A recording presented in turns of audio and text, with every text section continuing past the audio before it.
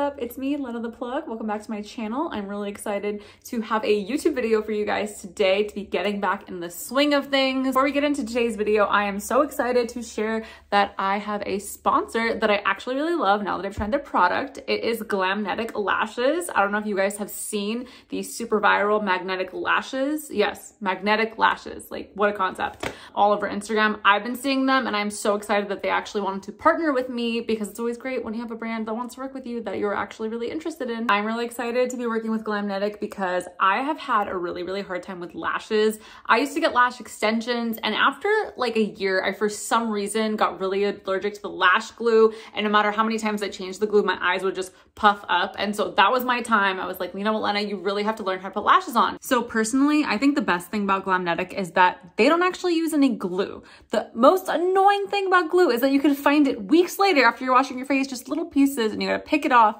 and somehow you get your eyelashes stuck to it and then you're losing eyelashes as you're trying to pick that glue off. With Glamnet, you just use an eyeliner. They have liquid eyeliner and felt eyeliner, and you put it on your eyelid, and then there's magnetic strips that attach to the eyelashes that just stick right onto the eyeliner, like plop, and you put them on. It's insane. It's super easy. It's great for beginners, and it honestly is gonna save you so much time. I'm about to show you guys how I put them on. It took me absolutely no time to do this. These are the Glamnet Baby Girl Lash, and this is their felt tip eyeliner. I'm just going over my regular eyeliner with the Glamnet felt tip eyeliner, but you don't need to do that. You can actually just use their eyeliner as a regular eyeliner. I just wanted to prevent making any mistakes, so I used it as an outline. Now that the eyeliner is mostly dry, I am taking my Glamnet Baby Girl Lash and just using the 6 magnetic strips on the lash to clip right onto the eyeliner.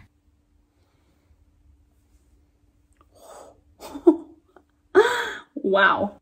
Oh my God, I'm so obsessed. I want to put the other one on right now. I am totally feeling myself in these lashes. Whew, they are dramatic and they are perfect.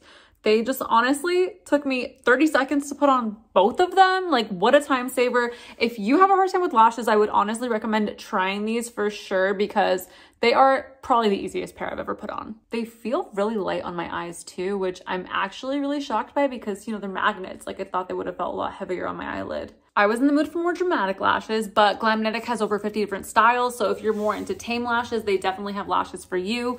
The lashes apparently can be worn over 40 times. They seem like they hold up really well. If you're interested in checking out everything Glamnet has to offer, you can go to glamnet.com. They have all sorts of lashes. They even have colored lashes and they have colored eyeliners. And don't worry, I do have a 30% off code for you today. If you use code LENASLASHES30, you can get 30% off of your entire order at glamnet.com today. So please make sure to check that out. Now let's get into today's video. What's up guys? It's me, Lena the Plug, Lena the Mom, feeling very rusty about making YouTube videos considering I did this intro too many times for having been on YouTube since 2017. Anyways, I am making today's video about my postpartum body and how my body has changed since I had Parker. There are ways in which I was expecting my body to change postpartum that haven't actually happened, and maybe they just haven't happened yet. I don't know. I'm waiting for my hair to fall out because I've been told that my hair is supposed to fall out, like along the sides right here. But as far as I can tell, I have all of my hair here. And the reason I say that is because most people, when they lose their hair here, then they can see like the short little hairs start to regrow back. Looks like they almost like shaved their head on the sides, you know? I don't have that. Let me know when your postpartum hair loss started, if it happened at all.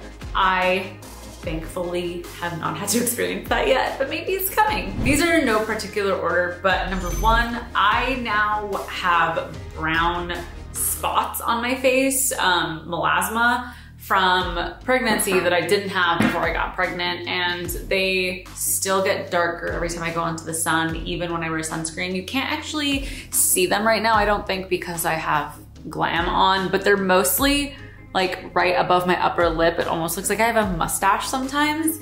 They're pretty dark on this side and on this side. And then I have a few spots on my cheeks as well, but did not have that before pregnancy. And I knew that your skin is like more susceptible to that when you're pregnant. And so I did my best. I put sunscreen on every day when I went outside, but I realized that what I was doing was that I would put on my sunscreen, go for a walk, and it'd be really hot outside, and I would get a sweat mustache, and then I would like wipe it off, wipe it off, wipe it off. And in doing that, I was wiping off my sunscreen. So there goes my protection. I'm not actually sure if I'll do anything to take care of that. I believe there are like laser treatments and stuff, but I'm probably just gonna leave it there unless it gets like dramatically worse. Number 2, and I would say this is like the biggest thing that's changed for me and the thing that I'm probably like the least happy with, and that is my C-section scar. I'm gonna try to take an appropriate photo of it and put it right here. But this is something that happens to a lot of people's C-section scars. My C-section scar is horizontal and it's pretty much like right above my pubic bone. So it's pretty low and it's pretty down there and you can't see it if I'm wearing a bathing suit or if I'm wearing lingerie or anything. But what happened to my scar is that before I got my scar completed, I would say, I had like a bunch of fluid buildup underneath my incision. And so it actually kept like opening up and oozing out in my sleep a lot. And I went to another OB, not the OB that actually did the surgery, because the OB who did my surgery was like, oh, it looks fine, come back if it looks worse, which I thought was like a terrible thing to say because it did not look good to the naked eye. Like the average person could look at it and be like, there's something wrong with that. It was like red, it looked infected. It did not look great. So I went to a different OB and he stuck a syringe into right where my incision was above my pubic bone and he drained like tons of fluid out. And I didn't go under it for anything because I couldn't actually even feel in that area, and I still can't really feel in that area. Basically, like this is what my pubic bone area looked like. It was kind of like full and then it got drained. So then it went like flat, but then after it went flat, when all the liquid is out, it actually started to like get indented. So now my scar looks like it's like tethered inside and I have this pocket above my scar that kind of like sticks out. So now I have like this protruding skin. I mean, I guess if you Google like indented C-section scar right now, you can like kind of see what it looks like. So that's just how it is. Like it's not gonna heal as time goes on and look better. It's pretty much gonna look like that. It's also really dark, the line. I'm pretty unhappy with it. I don't like it. I do want to eventually get it cut out and re-sewn by a plastic surgeon because they're really good at working on incisions. And I didn't know about this until after I had my C-section, but I guess if you're planning to have a C-section or you know you need a C-section, you can hire a plastic surgeon to come to your surgery and they will stitch you up afterwards. So, wish I knew that, but I didn't know I was gonna have a C-section obviously, so probably wouldn't have made a difference. Yeah, so the reason that I haven't gone ahead and tried to do that yet is because it's sort of like the same healing parameters as with the regular C-section. They cut it out and re-sew it, and then you can't lift anything for like 6 weeks after that. And you know, when you have your C-section, they tell you don't lift anything heavier than your baby. And you know, at the time my baby was 8 pounds, so it made a lot of sense. But now my baby is 16 plus pounds and only getting bigger. So I don't actually know when I'll get that done because it doesn't really seem practical to just like how am I gonna take care of her? It's just not really gonna work. So I've just been working around it and covering it up when I work because I don't really like the way it looks. And I know I'm supposed to love my scar and you know, yada, yada, yada. I don't like how it looks and I'm not happy with how it looks, and I'm not gonna pretend I am because I don't feel like I have to. The third way that my body has changed since having a baby, and I kind of mentioned it, is that I don't have any feeling around my pubic bone area up to like, maybe like right here is where I start to have feeling, but it's not much.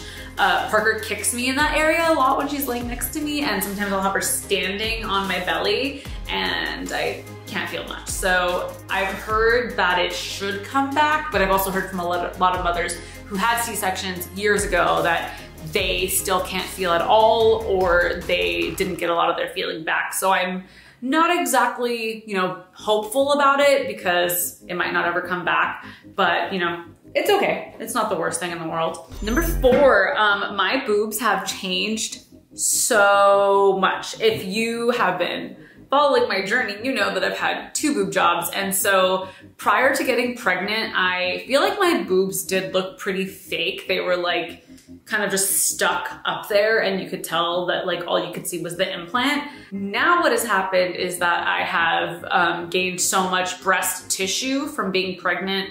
Your boobs just get bigger. And so now I would say my boobs look more natural, but I can't really see the implant at all. And my boobs do look kind of funky because I have all sorts of things happening to them internally with the implants. I have a capsular contracture and yada, yada, yada. I won't get into all of it.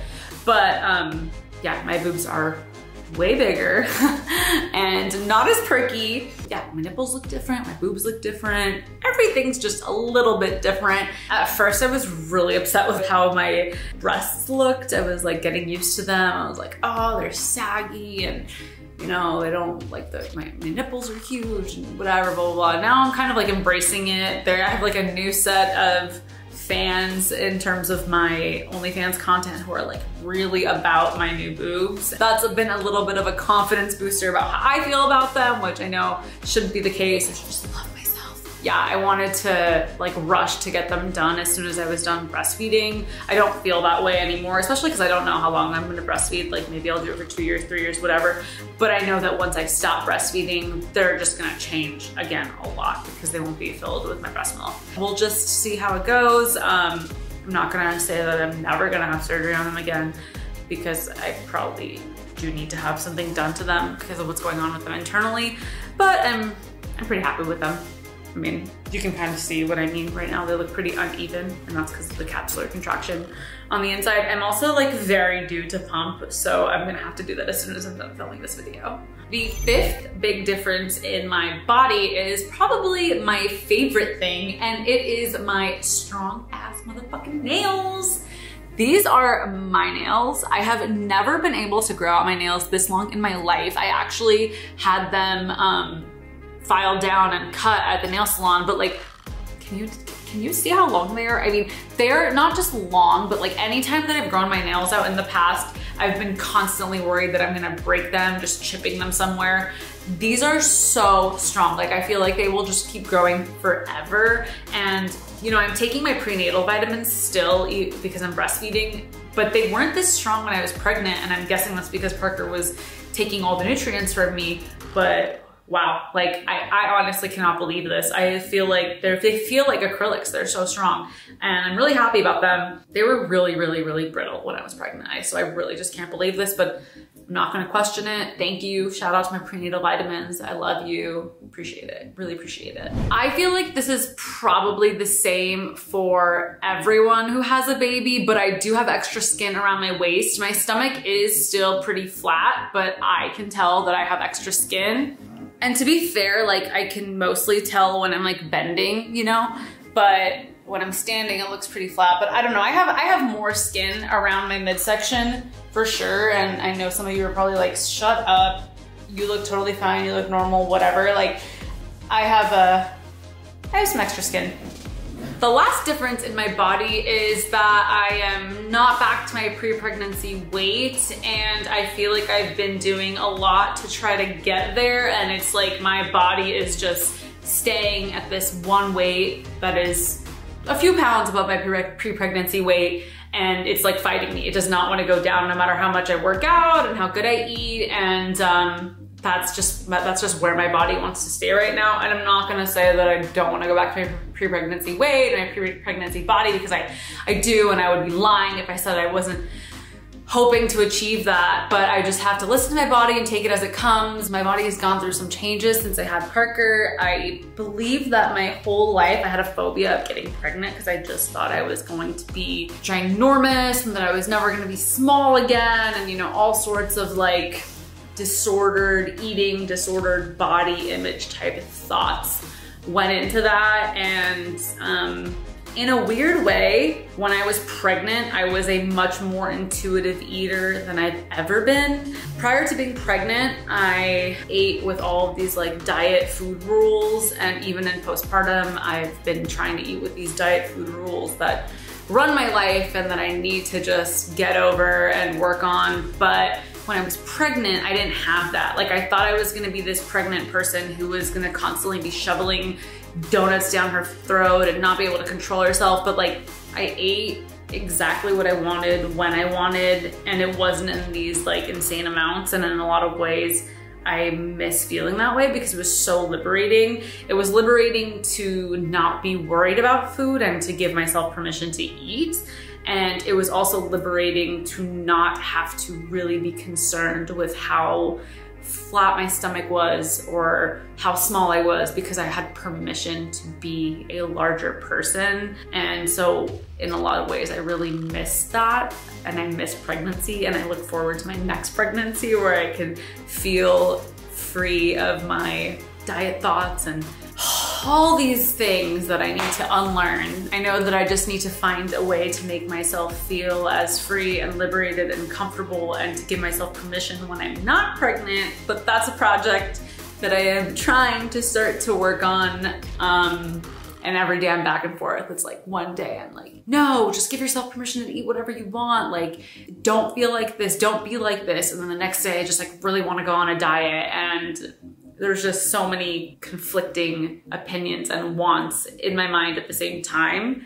But it still feels like progress. It still feels like growth. It still feels like I'm headed towards the right direction. And so I have hope for myself. And I hope that that hope gives you hope if you are also struggling with the same issues. That being said, I hope you enjoyed my video. Let me know if there is anything that I should be looking forward to in postpartum that maybe hasn't happened yet.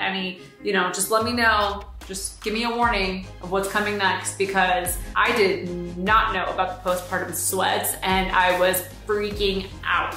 I still have the postpartum sweats 5 months in. It's like on and off for me, and I cannot stand them. I have a pet peeve of like, I hate being wet when I'm not in water. That includes, I hate washing my face, I hate brushing my teeth. Parker drools all over my arm and I'm like, ah! But yeah, so the night sweats, do not like it, did not like it, wish I knew about it. So yeah, let a girl know. I love you guys. Have a good day on purpose. I will see you next time. Bye.